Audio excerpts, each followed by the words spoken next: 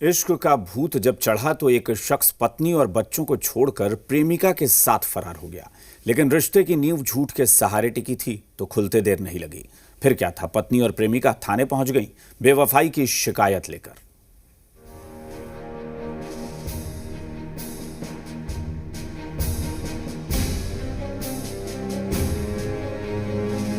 बात ये सही है कि हम भागे, लेकिन इसके ये है कि मेरा माँ पापा के साथ रहती थी नहीं ठीक से। अब बोलती थी कि हमको अकेले रखने के लिए। हाँ, मैं बेवफा हूँ। हाँ, मैंने अपनी पत्नी को धोखा दिया है।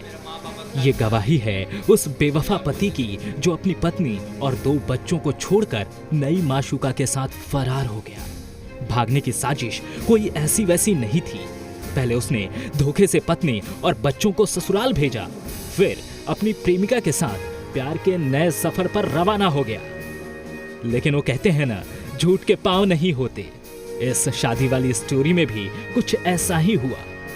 बेवफा पति के दगाबाज दोस्त ने पहली पत्नी को फोन कर सारी कहानी सुना दी। उसका दोस्त फोन करके बोला गया अलग से।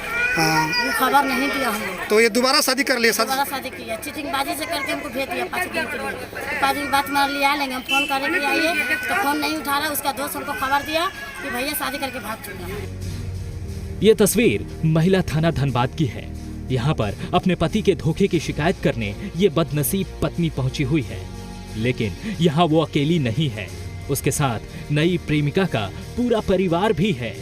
अब दोनों यानी कि पहली और दूसरी पत्नी के परिवार वाले आरोपी के खिलाफ मामला दर्ज करवाने में जुटे हैं। हम चाहते पत्नी सौजन पर नहीं रहेंगे, हम इसको बनाएंगे। यही चाह रहे हमको सास बहुत रखा सौजन है। एक तरफ थाने पर पहली पत्नी और नई पत्नी के परिवार वाले हंगामा कर रहे थे, तो दूसरी तरफ पति महोदय ने भी एंट्री मार दी और कहने लगे पहली पत्नी से लगातार झगड़ा होता था, इसलिए दूसरी शादी कर ली।